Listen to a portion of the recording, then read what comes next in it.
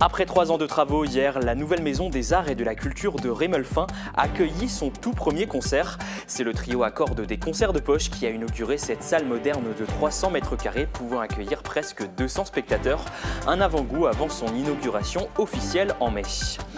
À l'occasion des 62 ans de la coopération franco-allemande, l'Eurométropole de Sarrebruck a envoyé un message politique fort. Elle se veut capitale franco-allemande du bassin transfrontalier Sarre-Moselle. Une déclaration en ce sens a été signée hier par le maire de Sarrebruck et le président de l'Eurodistrict. 6 étudiants des arts décoratifs sont en résidence au Moulin d'Eschwiller pour explorer le monde forestier et la filière bois. Ce mardi, ils ont présenté leur première réflexion à Schweyen autour de 3 thématiques: la gestion de la forêt, les usages communs et les imaginaires liés au bois. Le sous-préfet était en visite à Vouswiller hier. Plusieurs projets ont été évoqués: le regroupement scolaire, la rénovation de certains équipements et la réhabilitation du ruisseau. La commune espère bénéficier du soutien de l'État pour avancer dans ces initiatives. Plusieurs écoles de l'arrondissement de Sarreguemines participent au concours national Les Petits Champions de la lecture. Le principe est simple, chaque élève choisit un livre et en lit un extrait à haute voix en 3 minutes devant un public. Parmi les 15 participants, 4 ont été récompensés par le jury. Une lecture bilingue du roman Der Untertan d'Heinrich Mann, en français Le Sujet de l'Empereur, a rassemblé le public des 2 côtés de la frontière. 2 comédiens français et allemands ont donné vie à cette satire qui dénonce la soumission aveugle à l'autorité dans l'Allemagne impériale, un thème qui résonne encore aujourd'hui. Soyez les bienvenus sur Mosaïque Cristal, ravi de vous retrouver. Dans Face à l'objectif, aujourd'hui, nous recevons Joëlle Veil, conseillère régionale. L'occasion pour elle de dresser le bilan de 2024. Nous évoquerons également les principaux projets de la région Grand Est pour cette année. Rendez-vous en deuxième partie d'émission. C'est un rendez-vous culturel qui pourrait sembler anodin. Pourtant, hier, Rémelfin a accueilli une étape des concerts de poche. En réalité, c'était une grande soirée pour la commune. C'est la première fois qu'un spectacle était organisé dans la nouvelle maison des arts et de la culture. Reportage de Marie-Morgane Pires. Voici les toutes premières artistes à fouler la scène de la maison de la culture et des arts de Rémelfin. Un projet dans les cartons depuis plus de 20 ans. Un travail de longue haleine pour acquérir d'abord l'ancienne friche qui appartenait à la SNCF, située juste derrière la mairie. S'en sont suivis 3 ans de travaux pour la construction de la salle ainsi que le jardin attenant. Je suis un peu ému aussi, c'est une première. C'est important de ramener la culture dans nos villages et je crois que tout le monde apprécie. Le trio à cordes, programmé dans le cadre des concerts de poche, ouvre la voie d'une saison culturelle pour Rémelfin. Nous travaillons déjà, nous avons beaucoup de contacts avec une galerie d'art de Nancy pour faire des expos de peinture d'un niveau national et bien sûr d'autres artistes de tout type, que ce soit des pièces de théâtre ou des concerts et des expositions de niveau intéressant. Les gradins motorisés, qui peuvent accueillir 199 personnes, ont enfin été déployés dans cette salle de 300 mètres carrés. À l'entrée, un hall de 80 mètres carrés avec un bar. Cet équipement a séduit le public présent mardi soir. C'est très joli, alors puis les sièges c'est très confortable, non c'est sympa. Ce que je me disais en arrivant, c'est que c'est important d'avoir des salles comme ça, on peut faire venir des artistes, du coup sur des petits villages. La maison des arts et de la culture sera officiellement inaugurée au mois de mai. La coopération franco-allemande souffle aujourd'hui ses 62 bougies. Scellée par le traité de l'Élysée, elle repose sur des liens solides entre les 2 pays. Hier, à l'hôtel de ville de Sarrebruck, une nouvelle résolution a été signée pour renforcer les projets transfrontaliers avec la Moselle. Explication avec Camille Henriot. C'est un signal politique fort envoyé lors de la journée franco-allemande. Par cette signature, l'Eurométropole de Sarrebruck veut devenir la capitale franco-allemande du bassin transfrontalier Sarre-Moselle. Une idée soutenue par le maire de Sarrebruck pour mieux défendre des projets européens à l'avenir. Pas seulement comme ville franco-allemande, mais aussi en tant qu'agglomération qui peut rivaliser avec d'autres villes européennes. L'agglomération de Sarrebruck compte plus d'habitants que l'agglomération de Strasbourg. Nous avons 1,5 million d'habitants dans un rayon de 45 minutes autour de la gare de Sarrebruck. Toujours selon le maire de Sarrebruck, à l'échelle de la France, l'Eurométropole arriverait à la 4e place des métropoles françaises.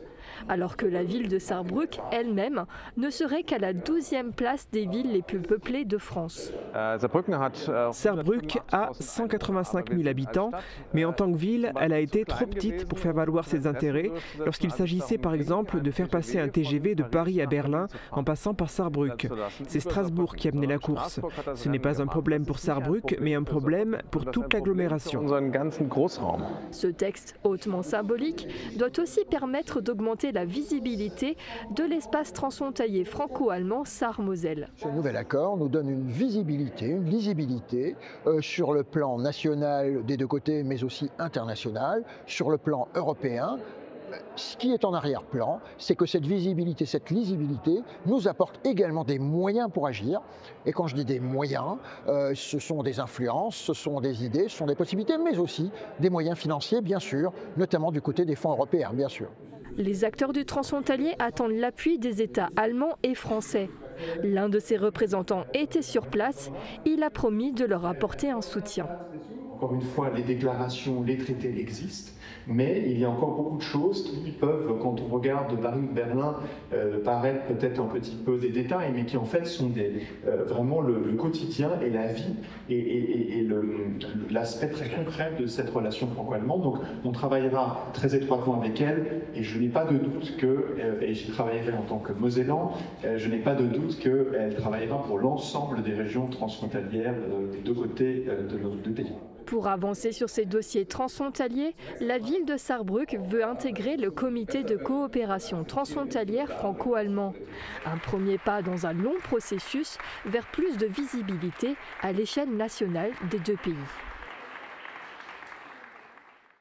On prend la direction de Vouswiller maintenant, où l'idée d'un regroupement scolaire trotte dans la tête de l'équipe municipale. Un projet qui a été abordé lors de la visite du sous-préfet de l'arrondissement Wassim Kamel.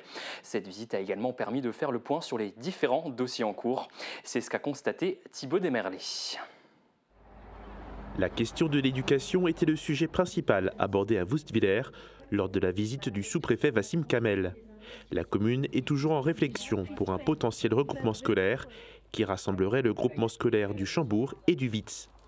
Avec l'éventualité d'une baisse du nombre d'élèves dans les écoles, l'équipe municipale prend les devants. Pour le moment, une légère stabilité au niveau des élèves, mais bon, c'est un sujet qui va venir très rapidement.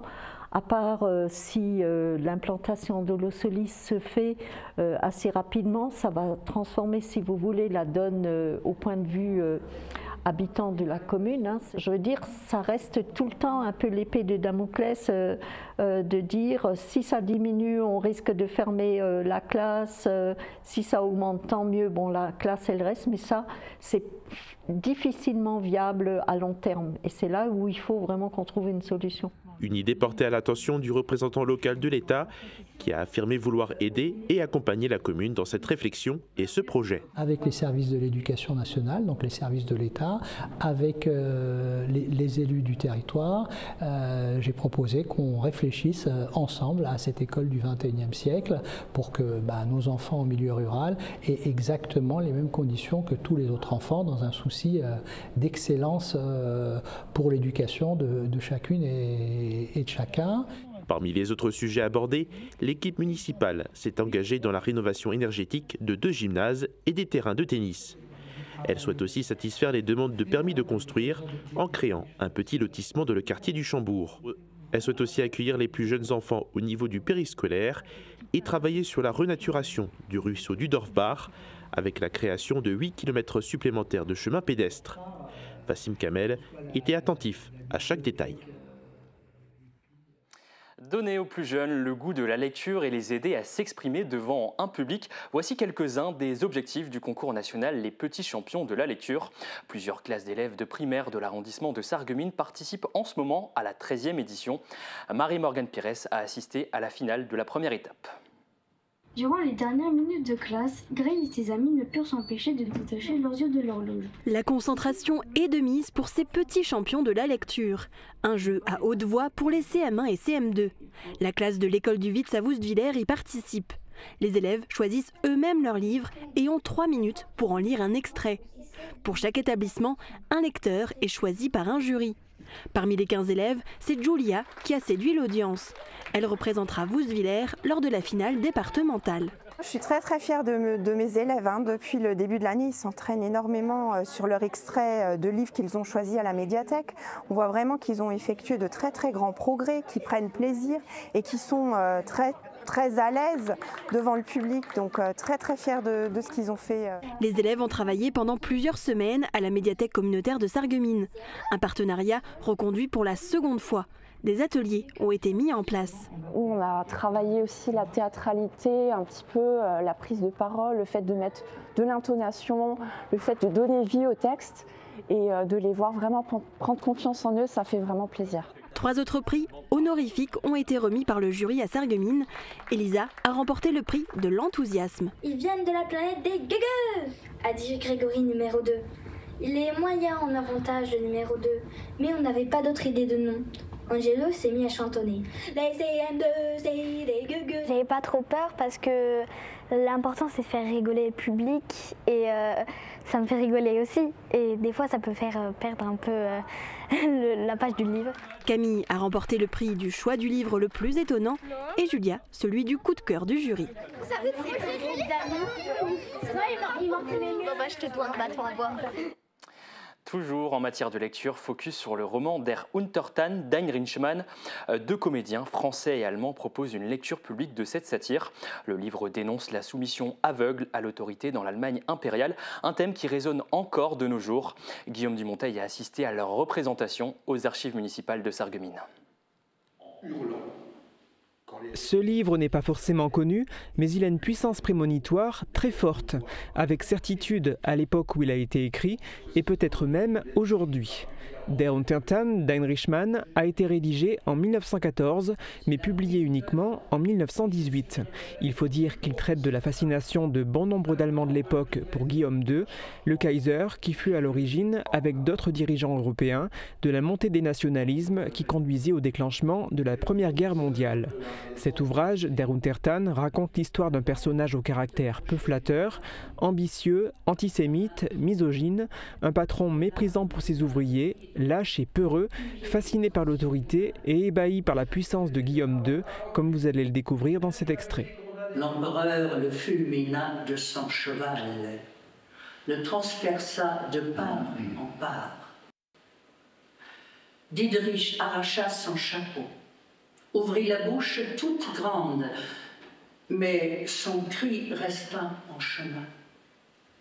Il avait stoppé si brusquement qu'il perdit l'équilibre et culbuta dans une flaque, les jambes en l'air dans une gerbe d'eau sale.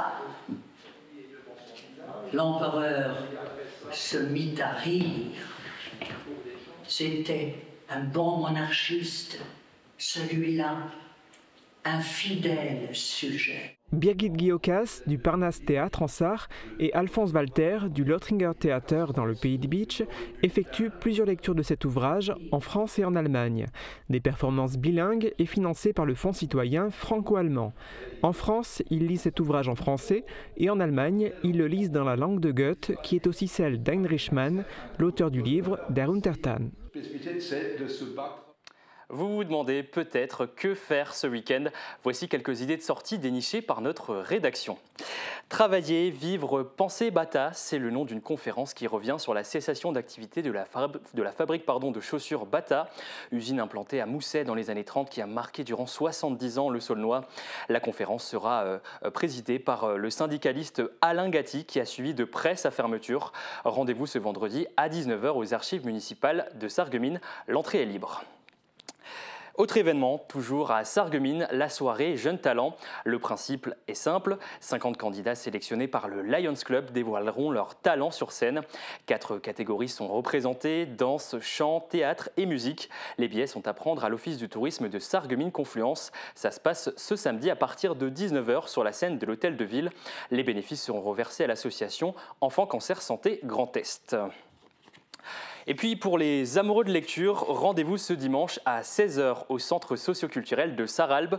Le pianiste Eric Muller interprétera un récital original. Il est inspiré de Scheherazade, la célèbre conteuse des Mille et une nuits. L'entrée est gratuite, mais vous pouvez, si vous le souhaitez, apporter une contribution. Si vous préférez les airs de rock à ceux de piano, vous devriez pouvoir trouver votre bonheur à la boîte noire de Meisenthal. Charles-Héry Couture interprétera son 26e album intitulé « Contre toi ». Billetterie à l'adresse qui s'affiche sur votre écran. Rendez-vous samedi soir à partir de 20h. Prenez vos oreillers, duvets et pyjamas. Samedi soir à partir de 18h, la nuit de la lecture est de retour à la médiathèque communautaire de Sarreguemines. Alors au menu, de nombreuses animations, notamment à 20h, un spectacle musical sur le thème des croque-morts. Entrée gratuite. Attention, il vous faudra au préalable aller vous inscrire sur place. On passe à la danse maintenant avec le spectacle Dance Side Story sur une chorégraphie de François Mauduit. Ce programme composé de 6 pièces met en exergue la longue filiation de la danse américaine. Rendez-vous mardi prochain à partir de 20h à l'Hôtel de Ville de Sarreguemines. Théâtre à présent avec la pièce et surtout pour le pire. Le scénario, 2 couples viennent de demander le divorce chez un juge déjà surchargé. Mais tout bascule quand une plombière débarque pour des dégâts des eaux. La suite est à découvrir ce samedi à partir de 20h à l'espace culturel de Putelange-au-Lac. Tarif d'entrée 8 €. Et pour finir, direction les salles obscures. Jeudi 30 janvier, les cinémas Forum de Sarreguemines diffusent le film Montagne de l'Esprit, une œuvre riche en émotions et en réflexions, où nature et quête intérieure se mêlent. La projection sera suivie d'un débat en présence des réalisatrices Constance et Leslie Cousin. C'est gratuit.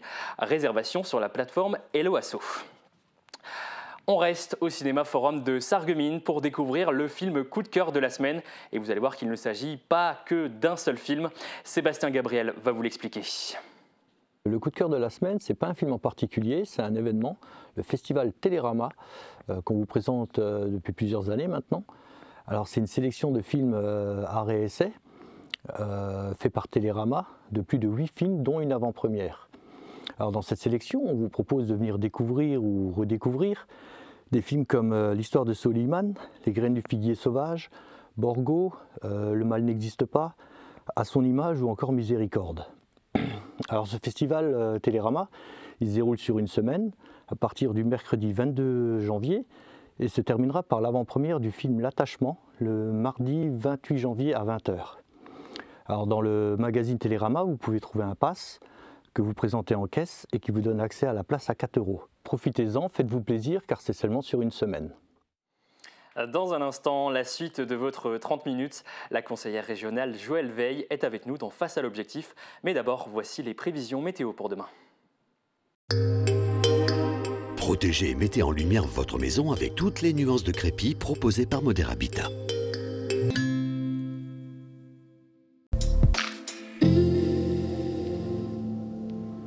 Bonjour tout le monde, la matinée de demain débutera avec quelques averses qui vont se raréfier au fil des heures. Le temps sera ensuite plus sec mais le ciel toujours couvert. Côté température, elles tourneront toute la journée autour des 3 à 4 degrés. Demain nous fêtons les Barnards et il fera jour de 8h12 à 17h14. Passez tous une belle journée et à demain.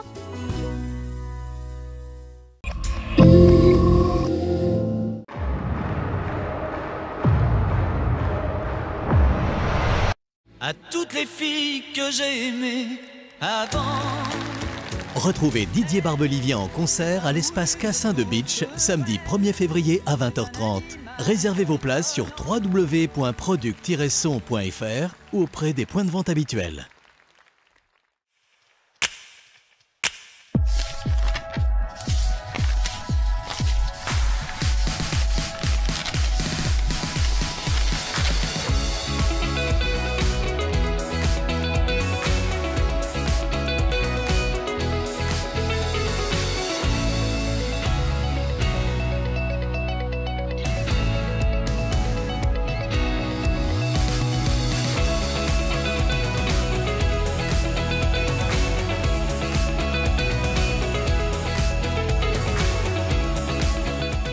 Depuis 15 ans à vos côtés, le groupe Eric Wagner vous souhaite une très belle année 2025. Anticiper, c'est l'avenir. Une nouvelle aventure en immersion vous attend. Cette semaine, je vais à la rencontre de Gwendoline Stoll, vitrailliste à Götzenbrück. Meilleure apprentie de France en 2022, elle vient d'ouvrir son propre atelier. Dans ma famille, ils étaient toujours un peu dans le verre et ma mère est vitrailliste depuis 20-25 ans et donc depuis petite, je l'accompagnais au travail et elle me racontait, donc j'ai toujours été un peu passionnée par ça. Ça, c'est des étapes, on pourrait penser que c'est hyper simple, mais en fait, même là, il faut être hyper minutieux. Pour découvrir son univers, rendez-vous ce vendredi sur Mosaïque Cristal.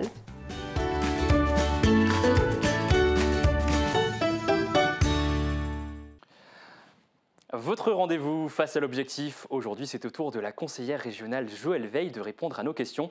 Ruralité, mobilité, santé, elle fait le bilan de l'année 2024 et présente les principaux projets de la région Grand Est pour 2025. Voyez cet entretien réalisé par Marie-Morgane Pires.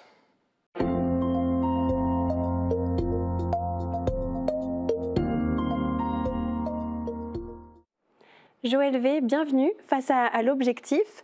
Vous êtes conseillère régionale du Grand Est, vice-présidente de la commission Santé, Solidarité, Citoyenneté. Merci d'être avec nous aujourd'hui. Il y a plusieurs projets à la région qui sont nés ou ont été concrétisés en 2024. Quels sont ceux qui vous ont, vous, personnellement, les plus marqués ? Bonjour déjà, et puis donc c'est un plaisir d'être avec vous aujourd'hui pour dresser ce bilan de l'année 2024.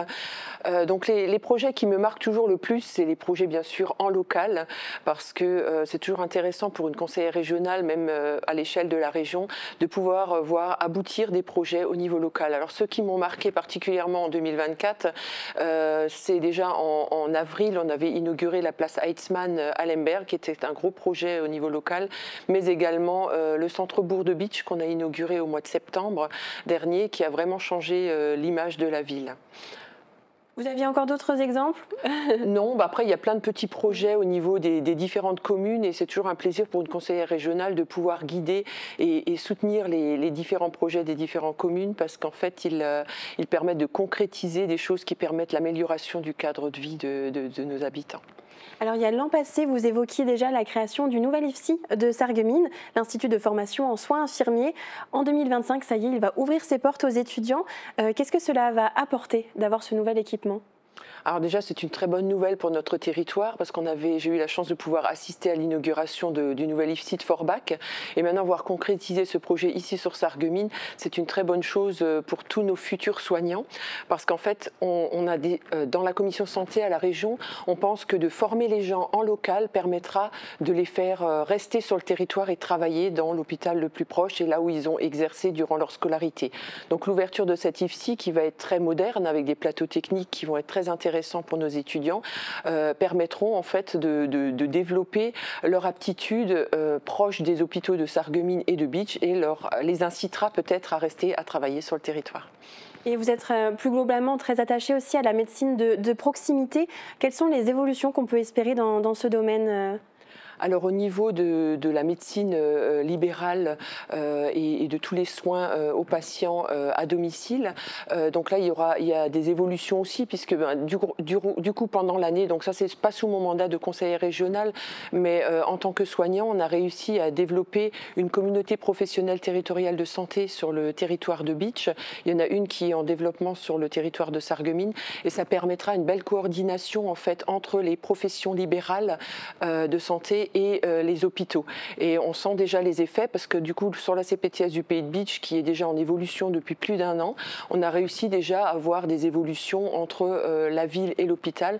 On a permis de concrétiser par exemple de la prévention au niveau des maladies cardiovasculaires et également en fait on avait déployé pour le mois d'octobre rose pour la prévention du cancer du sein, on avait prévu un médicobus et qui a été est fait en collaboration entre la communauté de communes, l'hôpital de Sarreguemines qui a mis à disposition des sages-femmes, mais également la communauté professionnelle territoriale de santé qui a suivi en fait tout ce dispositif qui s'est fait l'an dernier sur 1 jour et cette année on a pu le déployer sur 2 jours. Ok, du coup ça va être encore plus déployé cette année, plus de médicobus qui vont se déplacer. Tout à fait, puisque au niveau du pacte des ruralités, donc on a déployé ce pacte, en fait sur différents domaines et pour le domaine de la santé, on va mettre en place 6 médicobus sur tout le Grand Est et il y en a un qui est déjà en cours d'aménagement pour l'hôpital de Saverne-Sarrebourg, mais qui va être déployé sur toute la Moselle Sud et la Moselle notre territoire, puisqu'il sera déployé aussi au niveau de l'hôpital de Sarreguemines. Donc c'est un bus pour la santé des femmes qui permettra en fait plus de consultations et plus de prévention et de dépistage sur le terrain. Ok. Et votre autre cheval de bataille, c'est la ruralité. Vous êtes également maire de Reyersvillers. Comment justement arriver à porter les dossiers du pays de Bitche jusqu'à la région ? Alors c'est très intéressant de pouvoir être maire d'une petite commune et de pouvoir alors aider justement ces petites communes. Parce que lorsqu'on a fait le pacte des ruralités, donc il a été voté le 5 avril dernier, on a en fait organisé en amont plein de réunions. Donc il y avait 9 rencontres avec le président de région et différents acteurs sur différentes thématiques. Donc soit avec les associations, avec les agriculteurs, avec les différents en fait, acteurs de la ruralité qui ont permis à plus de 1000 participants de participer à ces ateliers et qui ont permis de déployer des mesures en fait. Et donc on va essayer de mettre en place 100 mesures jusqu'en 2028 sur ce pacte des ruralités. Et là on a déjà du coup au fil des commissions permanentes essayé de déployer ces mesures. Et une des mesures phares de ce pacte des ruralités, c'est le coup de pouce rural qui a été voté donc en novembre dernier et donc en fait qui permettra en fait aux petites communes, donc il y a un dispositif qui est pour les communes de moins de 500 habitants, donc la plupart de nos communes sur le territoire de Bitche-Sarreguemines, et après il y a un autre dispositif sur les communes entre 500 et 1500 habitants, et du coup ça concerne la plupart de nos communes parce que sur le Grand Est il y a quand même 90% des communes qui sont en milieu rural. Il y a les grandes métropoles, mais après on a beaucoup de ruralité, ce qui nous a poussé justement à la région de développer ce pacte des ruralités. Et donc du coup on a pu diffuser l'information auprès des différents maires de petites communes. Et donc, du coup, j'ai déjà beaucoup de sollicitations parce que les dossiers ont pu être déposés à partir du 15 décembre dernier. Et j'ai beaucoup de sollicitations sur les communes pour faire remonter des dossiers en fait qui permettra d'aider la ruralité. Alors ce sont des choses en fait qui permettront l'amélioration du cadre de vie des habitants, comme par exemple la rénovation d'une cantine, mais aussi la rénovation de notre patrimoine, parce que là j'ai eu par exemple une demande pour une rénovation de cloches. C'est en fait des travaux qui ne rentrent pas souvent dans le cadre des aides habituelles, et donc ça permettra ce petit coup de pouce rural d'aider des choses et des projets qui ne sont pas éligibles habituellement. Et c'est un projet important avec un investissement de 800 millions d'euros. Il y a un autre défi de la région, c'est son engagement pour une démarche de planification écologique. En quoi consiste ce projet et quels sont un petit peu les points qui vous touchent plus particulièrement ? Donc pour la planification écologique, en fait, on aide tous les industriels en fait à transformer leur fabrication en fait pour essayer de respecter des règles écologiques. Mais on a aussi toute une partie dans ma commission montagne ruralité justement pour préserver l'eau, pour préserver les ressources en eau. Donc il y a des dispositifs pour récupérer l'eau, que ce soit à la fois sur des exploitations agricoles, mais aussi pour des collectivités. On a aussi beaucoup d'aide pour discuter en fait de tout ce qui est plan montagne, l'avenir de la montagne des Vosges. Bon, après ça ne concerne pas directement notre territoire Bitche-Sarreguemines, mais en fait ce sont toutes des discussions qui permettent en fait de l'ouverture vers tous les territoires du Grand Est. Il y a aussi la question de la mobilité, des transports. Localement, on parle régulièrement de la ligne de chemin de fer Sarreguemines-Bitche-Niederbronn. Est-ce que vous espérez des évolutions en ce sens, peut-être en 2025 ? Alors il y a des avancées progressives, comme je vous le disais l'année dernière. En fait, notre territoire du Pays de Bitche a été choisi en fait pour l'expérimentation Drézy, donc ce wagon qui est construit par Lor Industrie à Dupikheim et en partenariat avec la SNCF et qui permettra en fait une desserte des lignes fines du territoire. Et donc sur les 10 territoires qui ont été proposés, le territoire de Bitche a été choisi. Et donc l'évolution cette année en 2024, c'est qu'en fait on a inauguré le prototype lors du congrès des régions qui s'est tenu fin septembre à Strasbourg. On a eu la chance de pouvoir inaugurer ce prototype et de pouvoir rentrer à l'intérieur et de découvrir le wagon. Et maintenant, il est en cours de réalisation. L'essai devrait débuter fin 2025, courant 2026, mais donc plutôt courant 2026, pour, s'il est concluant, pouvoir accueillir des passagers mi-2028 et après une utilisation dès 2030. Après, il faut savoir que tout ce qui est innovation et mobilité, c'est toujours un travail sur un temps long, donc on ne peut pas s'attendre à des résultats tout de suite. En tout cas, c'est en cours d'évolution et ça avance. Et en termes de mobilité, il y a un autre projet qui a démarré concernant les travailleurs frontaliers? Tout à fait. On a déployé, donc début de semaine, ce 6 janvier, on a déployé en fait un bus qui permettra de faire 2 allers-retours par jour entre Forbach et le Luxembourg pour toute cette problématique de travailleurs frontaliers au Luxembourg qui mettent beaucoup de temps pour aller au travail. Donc en fait, c'était une des solutions qu'on propose pour pouvoir faciliter l'accès à leur emploi au niveau du Luxembourg. Après, on a aussi d'autres projets qui permettront en fait du transport à la demande. C'est toujours dans le cadre du pacte des ruralités. Ça permettra en fait un transport sur des petits territoires où en fait on pourra faire des transports aménagés en fonction des besoins des usagers. Ok. Et quels sont plus largement, dans d'autres thématiques peut-être, les autres projets que vous souhaiteriez voir le jour en 2025 ? Donc en 2025, déjà je suis satisfaite du bilan du travail de la région de 2024 parce qu'il a pu aider en fait différents acteurs et je pense notamment aux agriculteurs. On a pu mettre en place un plan d'urgence suite aux différentes crises qu'ils ont connues durant l'année et ça a permis quand même d'aider beaucoup d'agriculteurs et quand on peut les rencontrer, j'ai eu la chance de les rencontrer lors de leurs assemblées générales de cette année et pouvoir leur apporter ces aides, c'est quand même très positif. On voit en fait vraiment le résultat concret.